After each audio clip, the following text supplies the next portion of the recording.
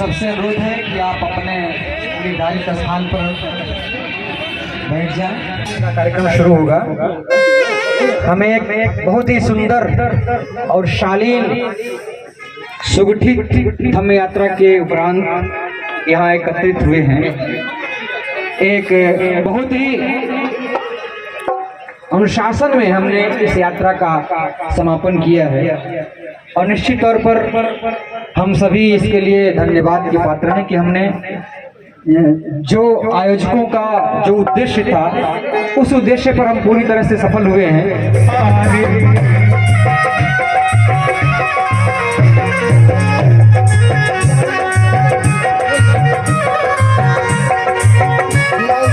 जिन्हें आज भी शहीद की उपाधि नहीं मिली है, शहीद का रत्न नहीं मिला है और उधम सिंह 1919 जालियांवाला बाग कांड, हजारों निहत्थों पर साइमन ने गोली झुकवा दिया था डायर से। कैसे कैसे उधम सिंह पहुंचा लंदन में, 40 बरस के बाद बदला लिया, जाकर के वहां पर साइमन जश्न मना रहा था। इसी तरह से स्वाभाविक मौत से डायर तो मर चुका था, लेकिन हाल में घुस गया मोटी पुस्तक में रिवाइवल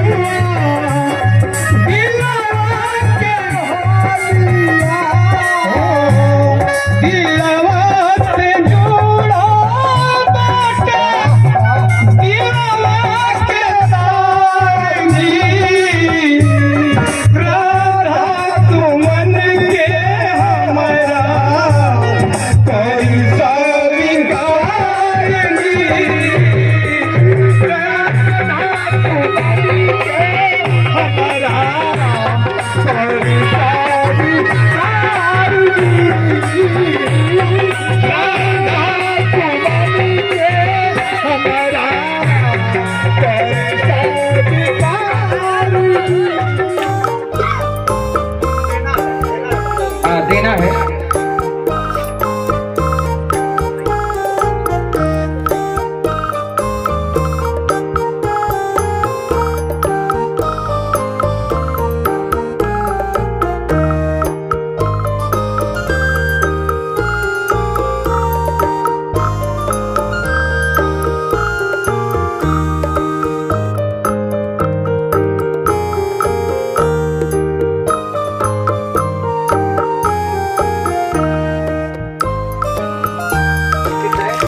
उनका स्मृति चिन्ह दे करके हमारे संस्था के सदस्य सम्मानित कर रहे हैं।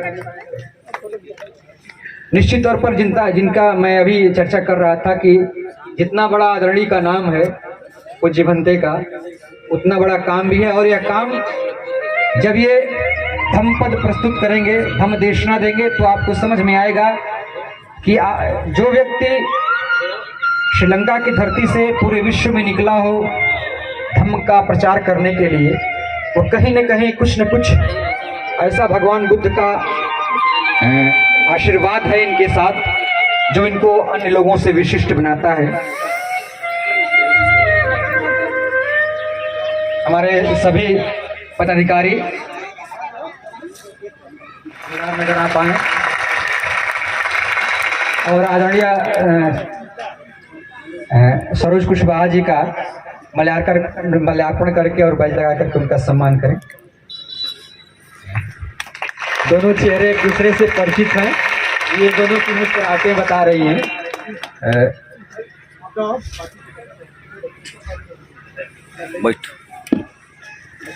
लोगों की इच्छा है कि आप अगर धम्म पर अपना संदेश देना चाहें वो भी कर सकते हैं, या अगर आप चाहें कि कुछ स्वर से भी देना चाहें तो दोनों चीजें हैं, लेकिन दोनों के लिए समय एक ही है। मैं बड़े सम्मान के साथ एक बार दो जोरदार तालियां और आज के बीच आपके सुपरस्टार ओम प्रकाश दीवाना जी आपके बीच उपस्थित हो रहे हैं। आइए ओम प्रकाश।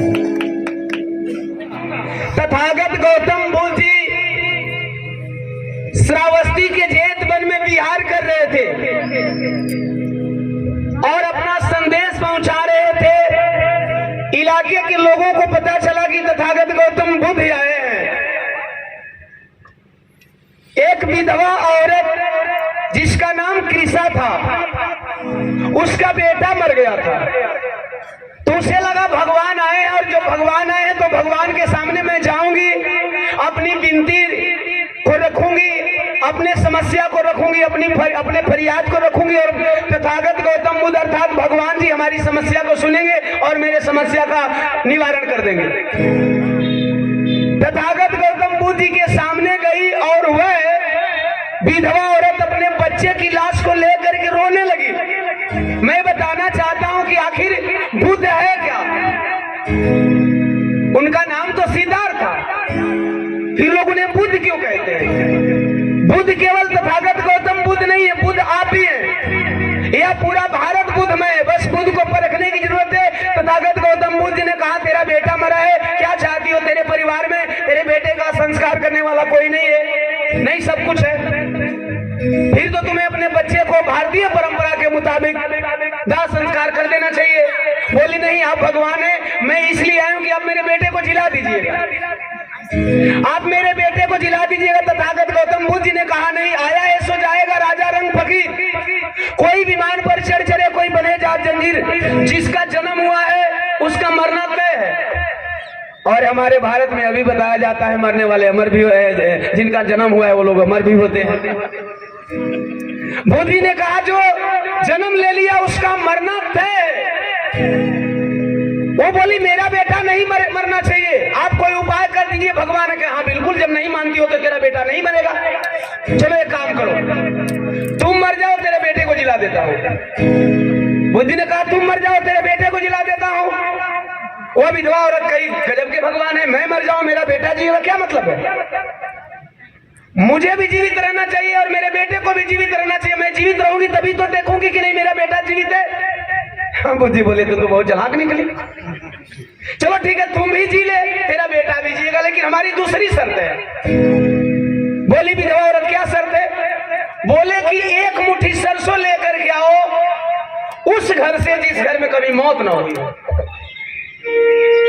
एक मुट्ठी सरसों उस घर से लेकर के आओ जिस घर में कभी मौत ना हुई हो। वह विधवा औरत बड़ी खुश हो गई, बोली चलो चलते हैं जमानिया, बहुत बड़ा गांव है। चलो जमानिया नहीं मिलेगा, फुली चलेंगे, फुली नहीं मिलेगा।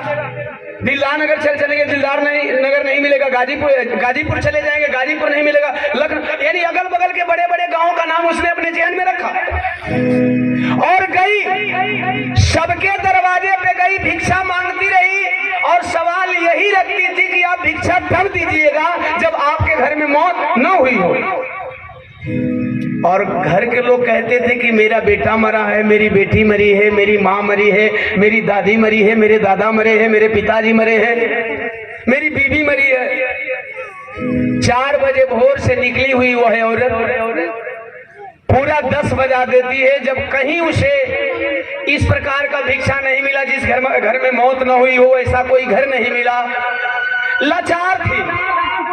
सपोज दैट, मान लीजिए दिलदार नगर के बाहर चली, गांव के बाहर कोई बैकग्राउंड म्यूजिक नहीं चाहिए, मेरी बात लोगों को समझ में आनी चाहिए। गांव के बाहर चली, एक आलीशान बिल्डिंग थी, आलीशान महल थी। महल के करीब गई, सोची जब निकल रही हो तो इस महल से भी भिक्षा ले लूं। आवाज लगाई, भिक्षाम देही। अक्सर हमारे बहुत भिक्षु भिक्षाटन पे निकलते हैं, केवल खाने का अन्न मांगते हैं, झोली नहीं भरते हैं। ये भी समझिए, यहाँ तो भिखारी आते हैं, बड़े बड़े आश्रम बना लेते हैं, है ना। आश्रम में करोड़ों की संपत्ति होती है। हमारे बौद्ध भिक्षुओं को केवल खाने का भोजन चाहिए। भिक्षा को निकली, बोली इस दरवाजे पे भी मैं आखिरी टाइम भिक्षा मांग लूं। पहुंचती है, कहती है भिक्षाम देही, भिक्षाम देही। आवाज लगाई, कोई आवाज नहीं आई। 5 कदम पीछे वापस जा रही थी, तब तक से उसी महल के दरवाजे से एक औरत ने आवाज लगाया, जिसकी उम्र लगभग 22 वर्ष की रही होगी। बड़ी दबी सहमी जुबान से बोली, माँ मेरे घर से भिक्षा नहीं लोगी? माँ 5 कदम पुनः वापस जाती है बुढ़िया हुआ और कहती है बेटा बिल्कुल भिक्षा दे दो। आंचल फैलाती हो भिक्षा देने के लिए, जे नहीं पात्र का जो भी सामान था, जो भी सामग्री थी, आंचल में डालती है। कहे नहीं, ये भिक्षा नहीं चाहिए, मुझे 1 मुट्ठी सरसों दे दो। जब 1 मुट्ठी सरसों लेकर के आई, बोली बेटा 1 मुट्ठी सरसों तब मेरे आंचल में डालना जब तेरे घर में कभी मौत ना हुई हो। भावुक हो गई वह 22 वर्षीय स्त्री, बोली माँ, भारत की परंपरा आप जानती हो ना, जवान बेटी अगर सफेद साड़ी में लिपटी हुई हो तो यह परंपरा कहती है कि वह विधवा औरत है। और ये सफेद साड़ी में लिपटी हुई तेरी जवान बेटी विधवा है। अगर जमाने का मरा हुआ व्यक्ति, इस धरती पे मरा हुआ व्यक्ति जीवित होता तो माँ ये बताओ, क्या ये तेरी बेटी सफेद साड़ी में लिपटी होती? क्या ये तेरी बेटी सफेद साड़ी में लिपटी होती? उस वृद्धा औरत को, उस बूढ़ी औरत को ज्ञान प्राप्त हो गया। आप लोग अभी नहीं समझे कि बुद्ध कौन है। बुद्ध हुआ है नहीं निकलेगा जो आप अज्ञानता के मार्ग पे चल रहे हैं और उस अज्ञानता के मार्ग से जो ज्ञान के मार्ग पे आपको लाग दे, वही बुद्ध है। विधवा औरत ने कहा मुझे भिक्षा नहीं चाहिए, अभी भी इसमें पॉइंट बाकी है। विधवा औरत ने कहा मुझे भिक्षा नहीं चाहिए, अब मैं जा रहा हूं। वह आई है नमो बुद्धाय का जाप करते हुए, नमो बुद्धाय नमो बुद्धाय। तथागत गौतम बुद्ध जी के चरणों में गिर करके रोने लगे, कहीं अब मेरा बेटा जीवित नहीं होगा, अब मेरा बेटा जीवित नहीं होगा। बुद्ध जी बोले नहीं, तेरा बेटा जीवित होगा। देखिए 6 घंटे का फर्क है। 6 घंटा पहले बुद्ध जी बोल रहे थे कि तेरा बेटा जीवित नहीं होगा, और वह बोल रही थी कि मेरा बेटा जीवित होगा। 6 घंटे के बाद वह औरत बोल रही कि मेरा बेटा जीवित नहीं होगा, और बुद्ध जी बोल रहे तेरा बेटा जीवित होगा। तथागत गौतम बुद्ध बोल रहे थे कि तेरा बेटा जीवित होगा, बुढ़िया बोली मेरा बेटा जीवित नहीं होगा। बुद्ध जी बोले तेरा बेटा जीवित क्यों नहीं होगा? मैं भी तो बोल रहा था कि तेरा बेटा जीवित नहीं होगा, लेकिन तूने तो जिद ठान रखा था कि तेरा बेटा जीवित होगा। अब बताओ तेरा बेटा जीवित क्यों नहीं होगा? वह विधवा औरत बोली भगवान, आप सुबह कह रहे थे कि यह संसार नश्वर है, मुझे समझ में आ नहीं रहा था, लेकिन आपने एक छोटा सा उदाहरण दिया तो अब मुझे समझ में आ रहा है कि यह संसार नश्वर है। जब संसार में कोई व्यक्ति मरने के बाद जीवित नहीं होता तो फिर मेरा बेटा भी जीवित नहीं होगा। बुद्ध जी का यह संदेश था, यह बुद्ध है। आप लोगों ने एक और बुद्ध जी के विषय में चीजें बहुत पढ़ी होगी, सुनी होगी, जानी होगी कि बुद्ध जी ने अंगुलीमाल डाकू को भी मार्ग परिवर्तन करने पे मजबूर कर दिया था। क्या उन्होंने हथियार उठाया था? भारत में तो कुछ देवी देवता हथियार लेकर के डराते हैं, फिर भी राक्षस डरते नहीं है। बुद्ध जी ने हथियार उठाया था, बल्कि हथियार वाले को अपने आगे समर्पण करने को मजबूर कर दिया था अपने विचारों से। इसी का नाम बुद्ध है, यही बुद्ध है। एक छोटा सा एग्जाम्पल कह करके मैं समाप्त करना चाहूंगा। हमारे आदरणीय भंते जी आए हैं और उनके विचारों को मैं जरूर सुनना चाहूंगा। इससे हम लोगों को गति मिलती है, पावर मिलता है, क्षमता मिलता है मंच पे गाने बजाने का। उदाहरण यह है बुद्ध जी ने क्यों साबित कर दिया, ध्यान दीजिए। बच्चा पढ़ता है लेसन, जब टीचर कहते हैं, यहाँ अध्यापिका महोदय, जब बच्चा पढ़ता है लेसन तैयार नहीं होता है, वह टीचर से कहता है कि गुरुजी यह सवाल तो बहुत हार्ड है, यह सवाल मैं हल नहीं कर पाऊंगा। मेरा भी स्टूडेंट पीरियड गुजरा है, यह सवाल मैं हल नहीं कर पाऊंगा। मैं ऐसा खुद कहा हूं कि सर जी ये सवाल मैं हल नहीं कर पाऊंगा। और सर जी कहते हैं कि बेटा सवाल नहीं हल कर पाओगे तो चलो आओ मेरे पास आओ। और गुरु क्या करते हैं? जिनके पास बुद्धि होती है वो क्या करते हैं? बुद्ध क्या करते हैं? ध्यान दीजिए, गुरु का मतलब बुद्ध, उनके पास बुद्धि है, और जो बुद्धि है वही, जिसके पास बुद्धि है वही बुद्ध है, जिसके पास ज्ञान है वही बुद्ध है। गुरु जी कहते हैं बेटा आओ मैं एक उदाहरण देता हूं। और सर जब वह टीचर उदाहरण देते हैं, उदाहरण दे करके जब उस स्टूडेंट को बताते हैं बेटा ये सवाल ऐसे ऐसे हल हो जाएगा, जो स्टूडेंट एक लेसन का एक क्वेश्चन हल करने को राजी नहीं होता है, वही स्टूडेंट उस एग्जाम्पल के द्वारा लेसन का 10 क्वेश्चन फाइनल करता है और कहता है गुरु जी ये तो बिल्कुल आसान है। यही बुद्ध है, यही बुद्ध है दोस्तों।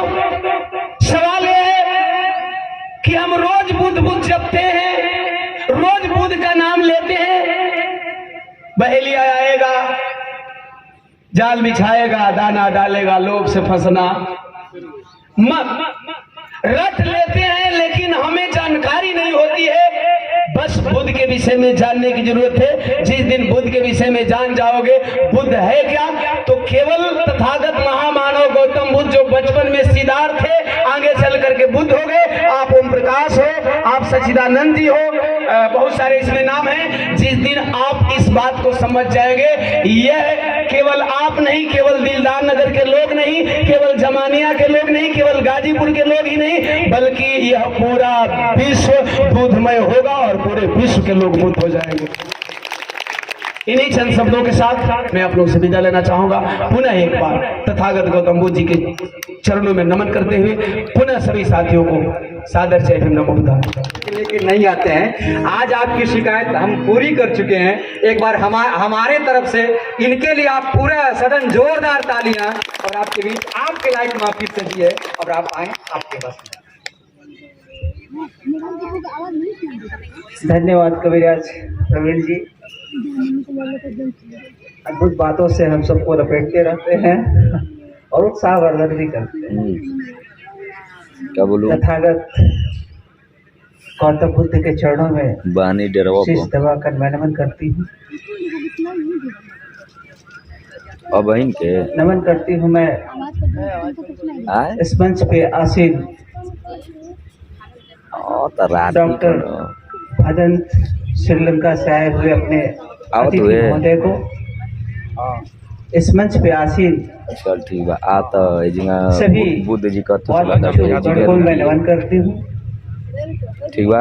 इस कार्यक्रम के आदरणीय अध्यक्ष महोदय, विशिष्ट अतिथि के रूप में मंच पे आसीन पूर्व विधायक कोऑपरेटिव उत्तर प्रदेश के चेयरमैन परम आदरणीय उमाशंकर जी को प्रणाम करती हूँ।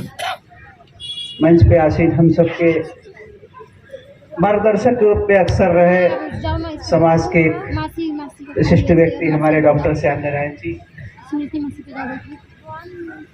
हम सबको भंते को सुनना है और भंते जी को सुनने उपदेश लेने के लिए ही हम लोग बैठे हैं। पहले ही हमारे संचालक महोदय कह चुके हैं, तो मैं एक साथ कहती हूँ कि मंच पे आसीन सभी विशिष्ट अतिथियों का मैं हृदय से सम्मान करती हूँ। पत्रकार बंधु, आप सबका भी बहुत बहुत सम्मान। यहाँ उपस्थित सभी धम्म प्रेमी सम्मानित भाई बहन, बच्चे बच्चियाँ, आज धम्म विजय धम्म ध्वज दिवस है, अंतर्राष्ट्रीय धम्म ध्वज दिवस। हम यहाँ एक छोटी सी सभा में बैठ के उसका स्मरण कर रहे हैं, बना रहे हैं, लेकिन कितने सौभाग्य की बात है कि ये धम्म ध्वज अंतर्राष्ट्रीय स्तर पे मान्य है और यह उत्पत्ति भारत से है। हम उस भारत के नागरिक हैं, यानी जिस अंतर्राष्ट्रीय स्तर पर जिसकी मान्यता है उस देश के हम नागरिक हैं, यानी हमारी मान्यता अंतर्राष्ट्रीय स्तर पर है।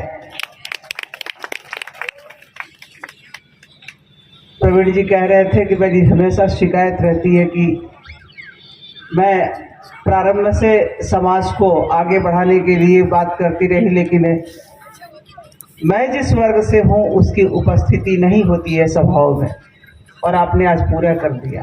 इसीलिए मेरा हमेशा यह कहना होता है कि हमारी सभाओं में, हमारे मतलब मैं जिसमें रहूँ ऐसा नहीं, जो भी सभा होती है बढ़ चढ़ करके बहनों को उसमें भाग लेना चाहिए। आपको आमंत्रित किया जाए चाहे न किया जाए, लेकिन आपका यह हक बनता है कि पृथ्वी माता के बाद आप भी यह माता हो। जिस प्रकार यह सब कुछ सहन करते हुए हमारी पृथ्वी माता हम सबको एक स्वस्थ बालक के रूप में सींचने का काम करती है, अपने देश और अपने इस अंतर्राष्ट्रीय धरा को भी आपको भी सींचने का काम करना चाहिए। अरे भैया आएगा तो पंचशील ध्वज, ध्वज में आपके 5 रंग है। कौन बताएगा कि यह नीला रंग व्यापकता के लिए है, सार्वभौमिकता के लिए है? कौन बताएगा कि यह पीला रंग अष्टांगिक मार्गों को भगवान बुद्ध ने जो हमें चलने का रास्ता दिखाया था उसका है? कौन बताएगा कि यह लाल रंग हमारी ऊर्जा का प्रतीक है? कौन बताएगा कि यह सफेद रंग हमारी शुद्धता और स्वच्छता का प्रतीक है? कौन बताएगा कि यह केसरिया हमें सही रास्ता पकड़कर चलने का प्रतीक है?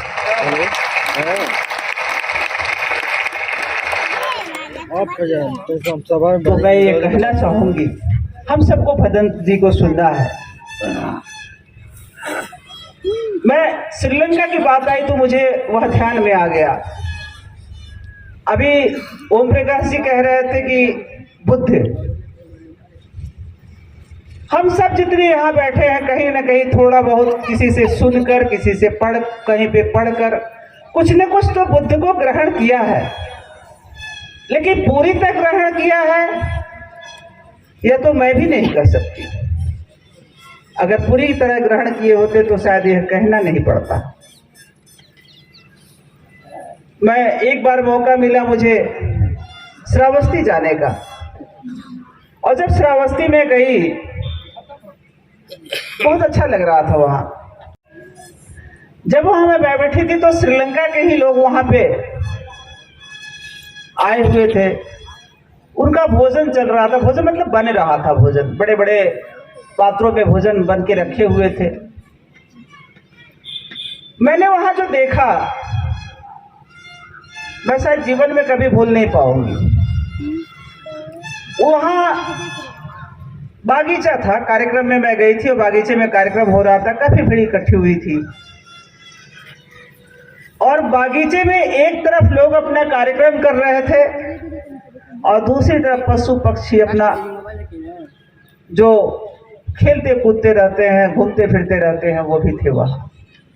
बड़े बड़े पात्रों में भोजन, और वहां उपस्थित बंदर कभी भोजन की तरफ न देखे। मैं इस बात को आज भी नहीं भूल पाती हूँ, कभी नहीं भूल पाऊंगी।